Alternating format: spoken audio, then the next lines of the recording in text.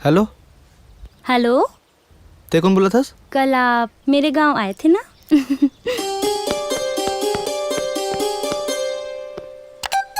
जी, आ रहे हूँ। आया था मैं।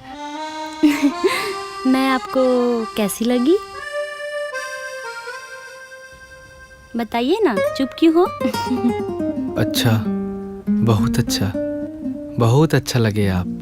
तो मेरे साथ शादी करने का मन है आपका? हाँ हाँ, बिल्कुल कर लेंगे। सुना है आप पेंटिंग बहुत अच्छी कर लेते हो। हाँ, थोड़ा बहुत कर लेता हूँ। तो क्या आप अपनी खुद की पेंटिंग बनाएंगे? हाँ हाँ, बिल्कुल बना लेंगे।